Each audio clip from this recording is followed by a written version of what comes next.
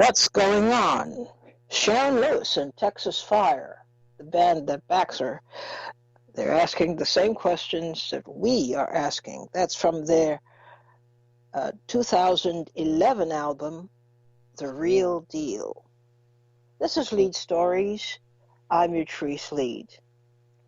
And, well, we have some amendments to make today. We are going to finish up with Charles today, and it's really important to listen to what he has to say. I know normally we schedule our Free Your Mind Friday. We will still deal with Free Your Mind Friday. You can incorporate that into our Q&A session. But as you know, we've been following this version, this area of the coronavirus that having to do with Wall Street, having to do with money, having to do with implausible explanations that we are supposed to accept without questioning. And so I thought we would wrap up. Yesterday, we had a sick dog to consider. The station, we could lay claim to that, can't we?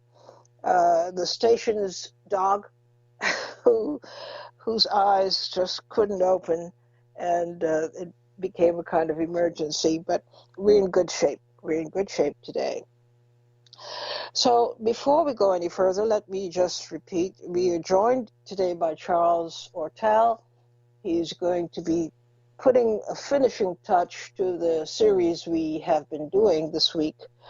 And I'm hoping that you pay close attention to what he's going to say today. Hello, Charles. Good to have you with us. Hello, Therese. How are you? I'm okay. I'm hanging in. How are you doing? I'm good. Did I just hear you call the engineer a dog? No, the engineer, the station's dog. We claimed the dog, too. I'm just teasing. They're claiming the dog. It's his dog. But, well, he's going to be claimed by everybody. He didn't have a good day yesterday, but he did have a good day in that he got the appropriate medicines and so forth. So we're in good shape today. Good. Well, Charles, let's start with what are we learning from? I'm talking from your perspective. You take things from a multidisciplinary approach. You study figures like no one I know studies figures. What is emerging, or what has emerged in your view that we should strongly consider about the coronavirus? Well, I think, first of all, we all are sensitive and grieve for the people who were either sickened seriously or sickened and died through this period that really bit hardest on America starting around March 16th, 2020. And it's quite a marvel to me living in a city that I remember as a child when we had a blackout in the summer period. It didn't take long before absolute mayhem to occur. And here now we're locked down almost 6 weeks, or maybe exactly 6 weeks. And so far, there has not been, looting and violence, crime waves, even though so many people, particularly those who are not necessarily sick, but just cooped up at home with nothing to do, worried about their jobs, worried about, after the stimulus checks come, when they come, if they come, will they find themselves out of work, or the industry in which they served wrecked? How long will it take to come back to real life? So in this period of unusual lack of activity, I mean, it's never happened before as far as I can tell, in modern history anyway, it's time, and perhaps past time, to go back and check the admonitions, the warnings, the analysis that was put forward with such a grim intensity following March 16th by a series of supposed experts, Dr. Birx, Dr. Fauci, other people, who seem to have relied in their warnings that excited President Trump and leaders of other nations and to lock down their countries, seem to have relied on a model that was completely wrong, as far as I can tell from a mathematical standpoint. The model's results that were sold to us in the beginning is that there would be millions in America, millions and millions of cases, and out of which there would be 1 to 2.2 million deaths. We were led to believe that those deaths, at least I was led to believe, that those deaths would be exclusively or primarily due to this COVID-19 virus. And so, and as I was warning in the previous broadcast, we have only yesterday did we get an estimate. It's not even a scientific study, but an estimate of how many people here in New York may have been infected by this COVID-19 virus. And the estimate was performed checking a sample, I want to say of about 3,000 people. I may have that number wrong. And based on that estimate, it was determined or suggested in the press conference that occurred yesterday, the state press conference, that approximately 14% of the entire New York state had antibodies, suggesting that they had been infected by COVID-19 and recovered. And inside the city, the number was higher. It was over 21% of all the people in the city. Now, to put those numbers in perspective, New York City has about 9 million people in it. So if you're talking 21% of 9 million, you're talking over 1.8 million people, despite the lockdown, despite all the social distancing and all that stuff, more than 1.8 million people have the antibodies. And you put that in comparison to the number of deaths across the country, the total number of deaths supposedly from COVID, and we'll get into that in a second, is around 50,000. In New York, it's around 20,000. So 20,000 divided by 1.8 million, New York City that is. So I'm not sure what the New York City figure is actually. The New York State figure, I think, is 20,000 or thereabouts. This tells me, just in the surface level, before we get into the next layer of analysis, that either the sample and the estimate is way off, and there's a mistake in it, or we have dramatically overestimated the degree of seriousness of this COVID-19. It led us to say the experts and the modelers in the day after days of press conference have overestimated the potential lethality of COVID-19. Now, the second piece of what we learned yesterday is that, I'm not sure if it's the same study or a related study, estimated that in 94% of the deaths, there were comorbidity factors. In other words, it wasn't just COVID-19. There was other causes that contributed ultimately to the sad death of the person in question. And as I've mentioned before, I have a vivid memory of this issue in the passing of my own mother, which occurred about 16 years and 1 day ago. And that's when we asked what contributed, what caused the death, and we were told, well, actually, we can't tell you precisely. It could have been this, it could have been that, in combination with this and that. So when you start talking about deaths involving comorbidity factors, you have to be very cautious. You can't say, well, COVID-19 did this. No, it's not necessarily COVID-19 alone. And we don't yet know. People don't say, well, it's 17% due to this and 23% due to that. So if you accept the idea that only 6% of these deaths, call it 50, extrapolate to the wider country, only 6% of the 50,000 deaths are due to COVID exclusively, then you have to look at that and say, no, wait a minute, 6% of 50,000 is 3,000 people. And, we shut this the largest economy in the world, we have shut it down for 6 weeks abruptly, not with a warning, just shut her down. We put, millions of people out of work. The government bureaucrats are still being paid, but the people in the private sector, they're out of work. And, this now for a virus that may not have been anywhere near as lethal as it was, at a minimum, should call into question the backgrounds, the potential conflicts, the people who put this model together, who stress tested this model, why are we accepting with great seriousness their pronouncements today when they've been so badly wrong? I mean, that's what we would do in the business world. Maybe the medical profession is different. Well, you said something that triggered a thought, and it concerns the antibodies. Isn't that itself a clue? If people had antibodies and they confirmed it in their studies, it means that you're correct. The number of people who died from the COVID virus itself, it's very different from what they're saying. Yeah, exactly.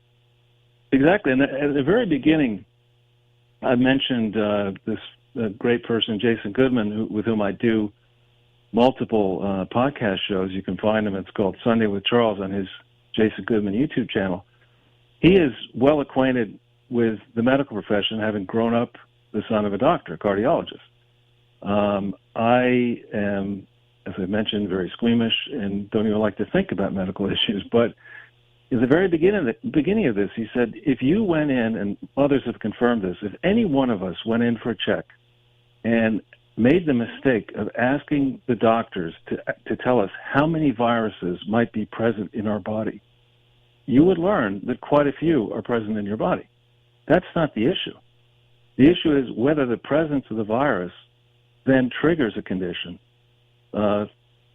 weakens you, triggers it because it causes another part of your body or your system to have an adverse medical event. That's the issue, not is that virus present in your body alone. A second piece of this, I noticed it just anecdotally on television when they would put up pictures of the people, and I noticed that it seemed to me that the deaths were skewing heavily towards older people, skewing heavily towards overweight people, just looking, watching what I saw on the television screen. And I think we're owed, this country and other countries that have shut themselves down to listen to the daily briefings of these supposed experts who got the models wrong. We now need to go back over this data and say, all right, show us what really happened here. Show us the results. Show us these deaths in great detail. Show us, how we should slice and dice this. And I'm giving you clinical mathematical approach. I'm not at all unmindful of the great hardship and grievance and sorrow that comes from the loss of these people. I'm not trying to be callous. I'm just saying, as a reaction to this, we shut the world economy down on the advice of these experts. Now let's see how close their warnings, how close reality came to their warnings, and I will not accept. We're so far off. It was so many fewer than expected, and you should be thankful for that. That is ridiculous. If it was likely that this virus would primarily go after people who were, let's say, 70 and up, and not likely at all that it would target people who are in schools and universities, why have we shut one of the world's great academic systems down in a way that is going to torture people who were supposed to have graduated in 2020?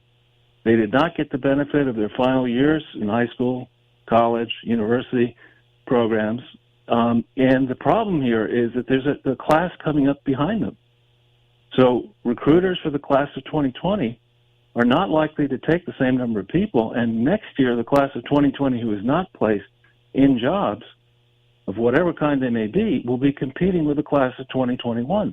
That alone, forget the other issues we could talk about, that alone is an enormous cost that is going to affect the lives probably of millions of people. And we shut the system down for this? Well, you had raised a question about the models that they were following and the integrity of those models. but they nonetheless did not come in for criticism within the medical community.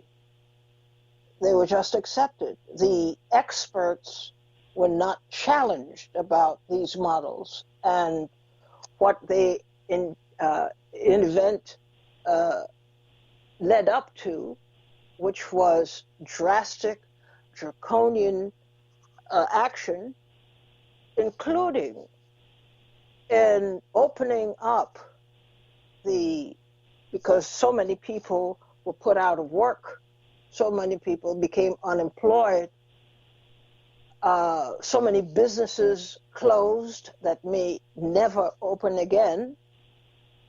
The economy was affected. All of this was affected, and no one questioned the model. This is what you said on Wall Street. This is the first thing you do. You question the model. Well, I'd even go further than that, Utrice. Models are used on Wall Street and in business just as everyone understands it's an approximation. It's not, you don't spit a model out and say, oh, yeah, that's the answer. Model said this, so therefore I should jump off a skyscraper. I mean, you use your common sense. And we didn't sign up, in the Constitution, whatever document you want to talk about, doesn't say that we've created a nation of people who can't think for themselves and are going to be told what to do by control freaks who will tell you, you should wake up at this time in the morning, you should do this, you can't do that, you have no free will. And that's not the model, as it were, under which we supposedly live in the great United States of America. But you see what happened. We surrendered to hysteria, and we still remain surrendered to hysteria. And I think, one of the deeply troubling things in the last week for me is somebody who values the debate, rigorous debate. I mean, you and I, Utrice, come at things from very different perspectives, and I think our discussion and back and forth certainly helps me think, and perhaps it helps you think too. You have different perspectives and you exchange views openly, frankly. You should both learn something and advance the course of human history. What happened, earlier this week, is I saw the CEO of YouTube, a young lady, state that any content on YouTube was the policy of YouTube. Any content critical of the World Health Organization was to be removed. Now, wait a minute. Who appointed her God? And in fact, the World Health Organization, if we look at the history here, look at their pronouncements. Their pronouncements on COVID have been excruciatingly horrible. They came when there were rumors. First rumors came when the Taiwanese government medical professionals stated that they saw human-to-human transmission. WHO shut it down, said that's not possible. When Donald Trump shut travel from China into the United States, WHO said that was xenophobic and racist. We're not allowed to criticize the World Health Organization. By the way, who funds the World Health Organization? It turns out that it is not funded by governments and Bill Gates. It's funded by governments, Bill Gates, and many, many pharmaceutical companies and other companies that stand to gain quite a great deal if the WHO endorses their medicines or products over other products. Same is true for the CDC in the United States. It is not simply funded by the United States government.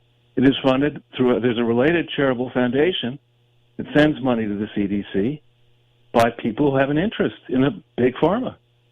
So, I think this is an area we absolutely need to have a rigorous debate, and shame on Google, shame on YouTube for thinking that in the middle of all this, the correct approach is just to take one point of view and stifle debate. That is outrageous.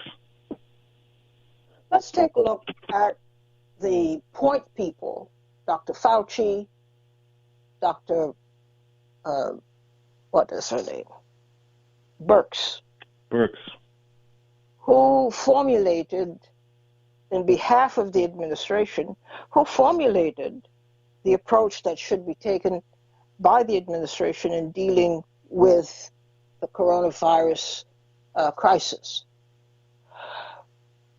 Now, it wasn't just now that you raised these questions. I know in talking to me, you have raised these questions before.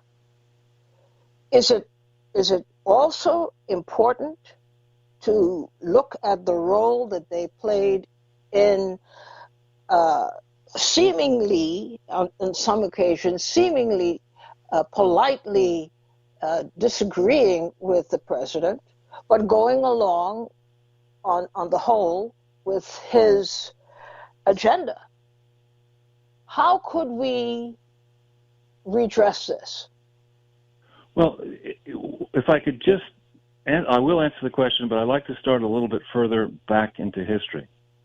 Birx and Fauci and others in the regulatory apparatus, there are a limited number of these people who cut their teeth fighting HIV and AIDS. And that work goes way back. And in my judgment, that work has been and remains brutally flawed. In the early period, you recall, it was the branded pharmaceutical companies that first got the HIV antiretroviral drugs that were very, very expensive. Rather than move to get those prices down, not simply for poor people in Africa, but for poor people in America, the regulatory apparatus, in my view, seemed to be in cahoots with Big Pharma. And under Clinton, who himself, Bill Clinton, when he was president, did not fight hard against Big Pharma. It was quite the reverse. He was, I think, encouraged by people around him to make the argument that we needed to protect Big Pharma for the patents, the Big Pharma patents created in the United States, so that they could be exploited internationally. And he was also, doing that in part because he was in thrall to big tech that wanted to make sure you would protect the value of patents for high-tech purposes. So you look at the track record 93 to 2000, when AIDS, the trajectory of HIV cases and then AIDS deaths soared. The Clinton administration did not do much. If some would make the argument that they did a lot of damage. And then you go into 2001, that's when the headlong rush went to bring the price of HIV/AIDS down using generic versions, which it turns out were approved by WHO in 2003, despite the fact that the tests made no sense. The pills were not, in fact, Remboxi pills in one manufacturer's case. That company paid a $500 million fine in 2013 and 7 felony counts for its behavior. Yet we rushed, Bill Clinton and others rushed those drugs into the health pipelines around the world, and in particularly in the parts of the world that are today in 2020 still not resourced the way they should be, with doctors, with hospitals, with nurses, with the infrastructure, with roads, with sanitation, with clean water, and with electricity. Hey, this World Health Organization, which Google reveres, and we could get into what Google's trying to get out of all this, but this World Health Organization, all the while, going from when Bill Clinton was around, there was a World Health Organization. When the George W. Bush years, there was a World Health Organization. In 2009 forward, there has been a World Health Organization. It has covered itself, in my view, in shame, not glory. The last person we should be taking pronouncements from is an Ethiopian non-doctor, non-medical doctor, in thrall to China, which has managed somehow to monopolize the production of certain types of crucial drugs. Our aging population in this country needs to know that when we save the money or find the money or use our insurance to buy drugs, that those drugs are not contaminated. Now, how are we supposed to know that? We're going to rely on a Chinese health organization to tell us that those drugs have been tested. We're going to rely on Chinese distribution to say that, along the way from Shanghai or wherever to some remote part of the United States, that those drugs weren't altered or hurt or harmed. This is a terrible place we're in, and who was in the center of all this? Did Dr. Fauci ever complain about this? Did Dr. Birx complain about it? Did the head of the CDC, did the Redfield complain about it? I don't think so. They've been in this, what I regard as almost like a combination fraternity and sorority of self-congratulatory globalist bureaucrats. You know, this is a case study that we can't just sweep under the rug. People have made some very bad decisions here for a long time, and we need to learn from it, find out what went wrong, and fix it fast. I note that in Congress, we have not yet heard a cry for an inquest. And we have not heard a cry for a closer examination of how U.S. agencies have functioned with regard to the corona epidemic, and in what ways were they able to contribute to a solution, if any. We have not heard professional organizations voice their concern about the conduct of the Trump administration. I mean, you have a president yesterday talking about maybe people should explore the possibility of taking disinfectants internally and getting light into their bodies internally. Bizarre things that should only reinforce the feelings of the psychiatric community that the president is off his rocker. And he keeps getting more and more bizarre, and we keep getting more and more obliviousness by the people, the very people who should stand in the way and protect the rest of us, by drawing attention to this president's unbelievable, atrocious conduct and expressing views that nobody in the medical field would be allowed to or should be allowed to express.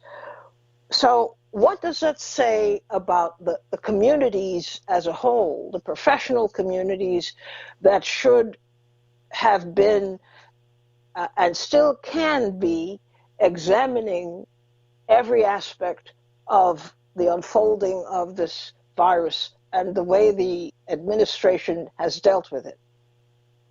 That's another big question, usually.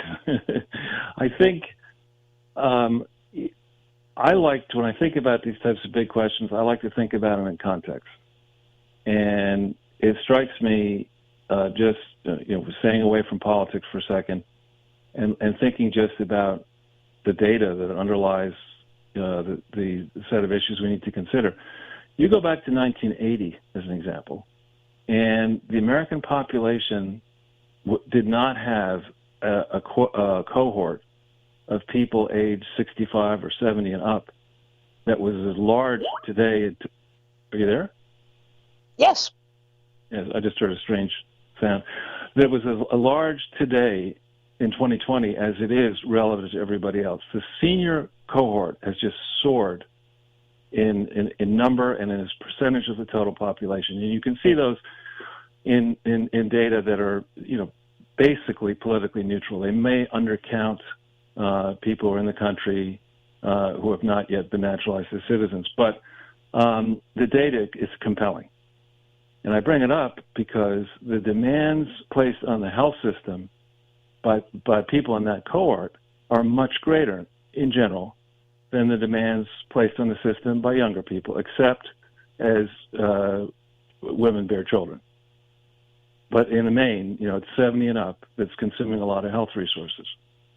If you go and you look at the evolution in the graduation of medical doctors, particularly from the top schools, you do not see anywhere near the same increase, the same trends. You see sort of a steady pumping out of these doctors. Contrasting to that, you see an enormous increase in the pumping out of medical masters in public health, doctor in public health, MBA, JD, those type of people. So the frontline people who really are in there to making the life and death decisions, there's a slow growth in them and an exponential growth in bureaucrats who are ladening the system down, in my view. contributing to its enormous increase in cost? These are the type of questions that need to be thought through very carefully. In addition, the interweaving of financial interests, the pharma companies that need to obtain funding for research grants or for their research, the universities that are always looking for grants, the billionaires and millionaires, as Bernie used to say, who want to launder their reputations through foundations which may or may not be crooked. All this interweaving, and the fact, there's various studies and estimates that the number of peer-reviewed academic journals that are wrong, and I don't mean just like off, garbage, estimates run to as high as a third of those papers.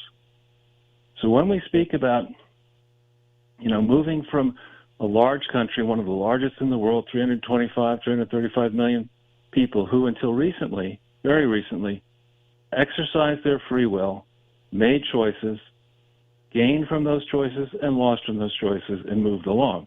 When you move from that to saying to 335 million people, you will follow the orders of the technocracy, that is a radical move. And it's a bad one, because nobody is that smart. Not with all the big data. Few of us are smart enough to make our own lives work well. Who is going to sit there and say, today I'm going to tell 335 million people in the U.S. what to do, and tomorrow I'll start telling 7.5 billion people on the planet what to do, because I know everything. That was a move in the wrong direction. And so, back on the question of Trump, in the Trump administration, could Donald Trump have done more? His administration have done more in the first 3 years of taking over the country to prepare for the pandemic? Perhaps, and those are fair questions. What was he left with? Why didn't he attack some of these issues sooner? Was there a consensus to attack these issues sooner? Were Democrats pushing for that? Were Republicans pushing for that? Were medical professionals pushing for that? These are questions that should be answered. But, and is it fair?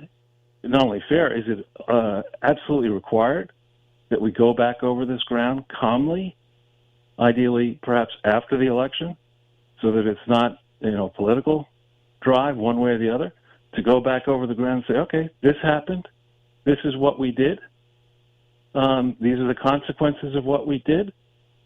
Was the information that was fed to us correct? If not, how far off was it? Who's responsible for that? What do we do right? What do we do wrong? And how can we do better the next time this kind of threat goes along? Absolutely, we need that. You're listening to former Wall Street banker turned Crusader, anti-corruption Crusader, Charles Ortel, and he's finishing up a presentation that began on Monday. We were looking at different dimensions of the coronavirus that I haven't heard discussed anywhere, and this is why he is so valuable to us. 888-874-4888 is the number to call to ask your question. Please be sure you have a question. Patricia, you're up first. Good afternoon, Utrice, and good afternoon to Mr. Ortel, and I hope all is well. Good afternoon to the PRN family.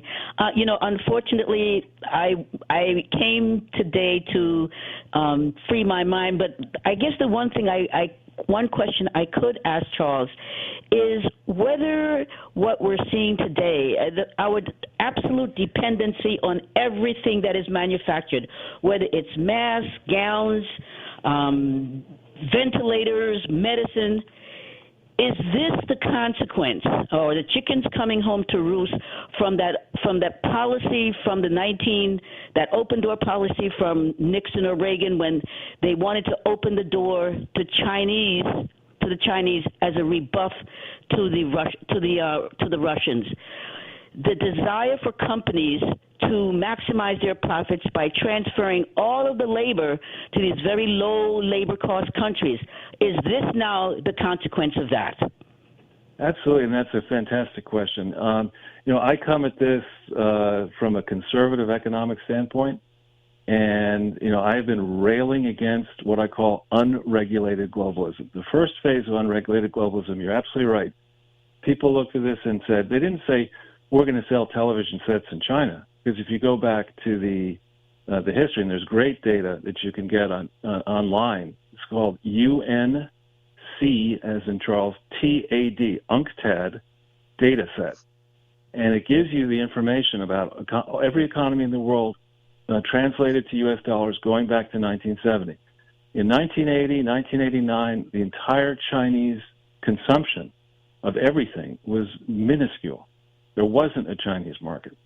The drive for unregulated globalism was to replace workers, and it ended up being workers in inner cities, in the Northeast, in the expensive parts of the Midwest, to replace those American workers with workers in China and also in India who not only would be paid far less, but who would pump out products where there was no attention to the environmental damage in India and China, no real testing, as we find out from the drug business.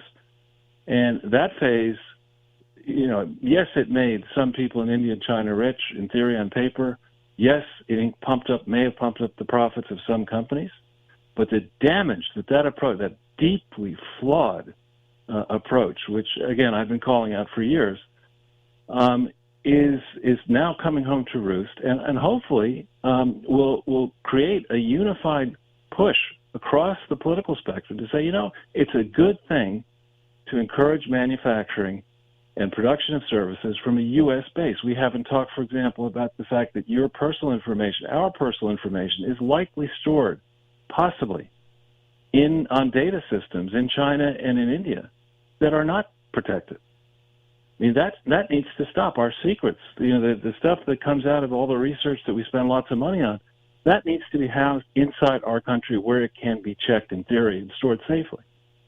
So I hope this does, frankly, crack through a divide that has really been fomented by the big globalists, by the big people across the political spectrum. They like to see right fight against left, conservative against progressive, so that we miss the dangers posed by this unregulated globalism. And I hope we now will see it and learn from it swiftly. Thanks for your question. Ed from Queens, you're on the air.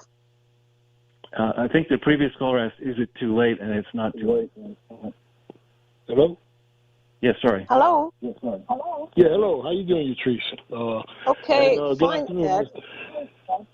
Yes, good to hear from you. Good afternoon, Mr. Ortel. I just wanted to say I greatly appreciate your insight. I haven't heard anything pertaining to this COVID-19 virus situation as enlightening as you have, as an enlightening dissertation as you have given. Because I agree, I believe the numbers were conflated. I'm also a numbers person. I deal in the technical field. I deal with machinery, and the numbers just didn't add up. But I had two questions specifically. I've been taking notes actually through the past 3 days, and I appreciate your insights because it's going to help me in some discussions that I've been having with some of my peers. The future of labor in this country after this pandemic. I mean, a lot of businesses I feel are going to close, or a lot of jobs are not going to come back because of the ease that people have given this shelter in place, which I call home imprisonment, basically, and how these businesses are going to be able to operate without the additional personnel, number one. And number two, dealing with children. I have some nephews that are elementary school age. I mean, how are these kids going to be graded? How are they going to be educated? The lessons plans were a joke. There was no clear, in my opinion, there was no clear plan for these children to have any type of education once they were out of school. The lessons plans were a joke. They weren't clear. They weren't concise. They weren't directed. I had to institute some things on my own for some of my younger nephews just to get them through. Okay, so, but get to your question. You're running out of time. Yeah, these are two things. What do you see as far as labor after this event, as far as how the labor market is going to shake out, and how are we going to handle this education situation? I know they're not totally specific of your view, but I feel you're intelligent enough to at least give me some type of idea as to your perspective on this, and I'll listen. Thank you. All right, Thank you. Thanks for listening, and thanks for your two questions. I'll try to answer them succinctly. On the labor front, I think we're certainly not going to return exactly to where we were before March 16th. There are going to be, sadly, people, I'm 64, people of my age and up who have family businesses may say, this is enough for me. I'll shut it down and I'll go to Florida and I'll play Parcheesi or whatever I might do down in Florida. So you're going to lose. There's going to be some structural negative consequences, and it's going to take a while to get back to a growth trajectory again in employment. But I think one very good thing out of all this is that the United States, if you forgive this metaphor, is the least dirty shirt in the laundromat of big developed economies. And if you think about Europe, the American companies that have had operations in, say, Germany, or the American companies that unwisely have been in China, you're going to see, I think, a structural shift back, shortening the supply chains, lowering the complexity, lessening the complexity of these large multinationals, which means you're going to see, I think, a lot of new hiring. And perhaps it'll be in a different configuration than before, but you'll see a lot of jobs come back into this country, a lot of cash come back into this country, and around the world, a lot of people interested in investing in this unified market with its history from a business standpoint of solid legal precedents and reliable law. On education, that's another passion for me, that the educational system has become not education, opening your mind, Free Your Mind Friday. Instead, it's become a propaganda mill, whether it's for, in certain institutions, left-leaning and others right-leaning.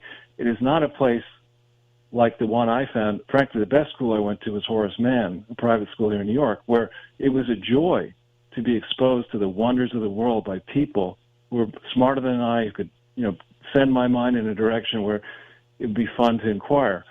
We don't have that now. We have a gigantic set of propaganda mills that are, for the main, putting people through an experience where they leave with a degree unprepared to function in the real world and think for themselves. And that's a horror. I mean, you think about the conservative view of government is that less is more.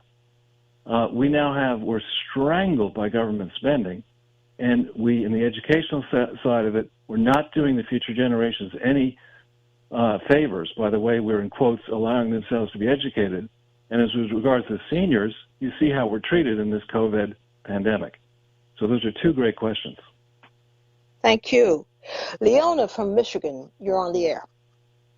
Greetings, Utrice, and greetings, Mr. Charles Ortel, and to the PRN audience. Thank you. Listen, Mr. Ortel, I got two quick questions, but I want you to answer them in the following context. But first, my question is this. One, given if it's true that the United States does not even manufacture an aspirin in this country, if that is true, what exactly was the reason for the trade war with China? That's one question. The other question is, help me understand how, in some cases, for example, in Michigan, where I live, there were people were screaming. Well, the powers that be were saying they didn't want to overwhelm the healthcare system, and which was one of the reasons they had people stay at home. Okay, yet there are two different hospital systems in Michigan laying off over 2,500 healthcare workers each. Two different hospitals laying off over 2,500 healthcare workers. Those are my two questions. But here's the context I want you to weave in, if at all possible. What does this fallacy about American exceptionalism? What is that in? What factor does that play? What factor does this idea about a petrodollar play? What does the idea about the Wait fall a of the minute. Roman? Just one question. We're running out of time. So tighten it up. Okay. I see 5 questions so far, but I can answer the first 2 easily. The trade war, and what was the second one? Laying off healthcare workers. So to start with those? The underlying that was, do you have any criticism of capitalism? How could that happen? People, this laying off of healthcare workers in the middle of a so-called pandemic. Forgive me, sir. I'm having trouble containing myself here. Go ahead. That's all right. Thank you for your questions. On the subject of capitalism, I think we actually, I would argue, have not been living in a true capitalist economy for a while. Since December 31st, 2008, there has been massive intervention in the debt markets and the equity markets and by governments in a system where it used to be people would think they'd come up with a good idea, they'd fight to produce the product or service, get it to market, and they'd see a need and try to fill it. The people would try to do that. And that system, no system is perfect, but that system has worked pretty well for a long time for millions and millions of people. Granted, some people don't do well in it, some people are hurt by it. But the decision to lay off healthcare workers, I think that goes right to Dr. Fauci and Dr. Birx and those colleagues with their model. Hospitals, they don't just, I'm no expert on hospitals, but they need to perform elective surgeries. They need to collect revenue. When you just say, no, you can't do that anymore, and let's wait for the hospital to fill up with COVID-19 people, and they don't come, that was a bad move. I can't speak to the decision of who made the decision in Michigan to lay off health workers, or I just don't know how that actually worked. But I think I've tried to answer that question. The question of a trade war. The trade war, I think, was in part over concerns that the Chinese and others have been stealing our technology, and the estimates of that, the cost of that annual theft is in the hundreds of billions of dollars. The Chinese put up non-trade barriers to the sale of our products and services into China. It was about that, and other factors. And I think it has exposed, and now this COVID thing has exposed the structural disadvantages that this country faced over decades under Republican and administration and Democrat administrations that were enthralled to unregulated globalism. I talk about this on my website. I actually have a plan. Everybody, I suppose, needs a 10-point plan, but there's a 10-point plan I put up in 2014, that lays out some of these issues. If you'd like to discuss them at another time. Thank you. Duke, you are from New Jersey. You are our last caller, and I hate to press upon you the importance of keeping your question as short as possible. I got you. How you, Treese? How are you doing? Okay, I'll go quick. First, I want to apologize to Charles because I was one of the people who called the other day, and I think in my comment I had made some suggestion that all he was thinking about was the finances, and I didn't mean it to sound that way. I know he's looking at the bigger picture. And for the last 45 minutes, we've listened to Charles. I agree with everything that Charles said. My question is this. It's very specific.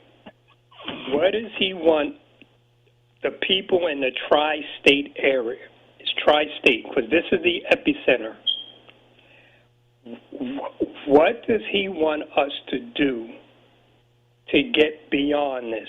I'm not talking about the leaders, the governor, the people who are home, scared to death right now because hundreds of people were dying in the hospitals multiple days in a row for whatever reason. I don't care if it was corona or whatever. This is unprecedented. All right. What does he want us to do to take that first step to feel comfortable to walk out into the world? Because I'm not there, and I've heard nobody address it. I have to press you on time because we're very shortly going to be off air. Okay, I'm done. That's it. That's the question. Okay, that's the question. Thank you. Thank you. You're very kind, and at the time, I thank you for that comment and apology. And I actually knew that you were not being as harsh as you said at the time. So, but I really do appreciate that comment. I am not a medical professional, and I'm not trying to give people medical advice over a radio show. But I am somebody who does look at numbers, and I would encourage people to press to find numbers that show you how many cases, then how many hospital admissions, and then how many of the hospital admissions, how many of the people who died exclusively from COVID, and in contrast, how many died from COVID with other conditions. That's an analysis we need to demand people do. Even on this, I'm through back channels trying to put pressure on the Trump administration to make this information available as soon as possible. But I've been asking for it now for days and days and weeks. When you see that type of information, I believe, based on what I've seen so far, you should gain a lot more comfort that this is not something like bubonic plague. This is something that is a challenge, but it's not orders of magnitude, from what I've seen in the numbers so far, worse than ordinary flu. Thank you. Well, Charles, we close out today, but of course, I think you get the feeling that you'll be back soon. with delight and honor, Idris.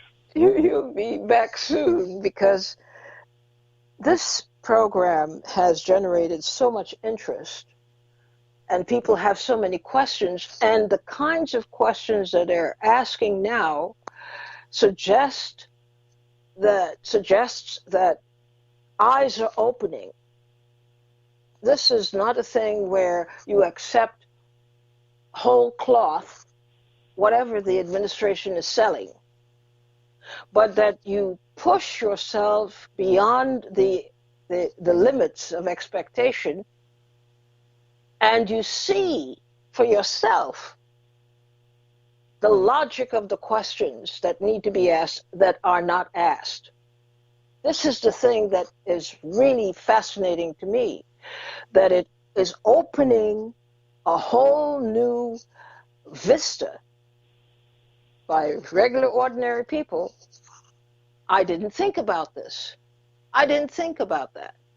We're just told, as citizens, this is what the situation is, and this is how we're going to fix it. And nobody asks questions. Nobody issues challenges. But this, to me, was the most meaningful thing in the series, Charles, and I thank you so much for patiently taking us through the steps, taking us through the issues that need to be deciphered and studied further. I thank you so much. Thank you, Yatrice. It's a pleasure. Thank you. Well, that brings us to the end of our program today. It is the weekend. As usual, surround yourselves with people who bring a nice touch, added dimension to your life, and keep you together for Monday when we meet again. Bye-bye.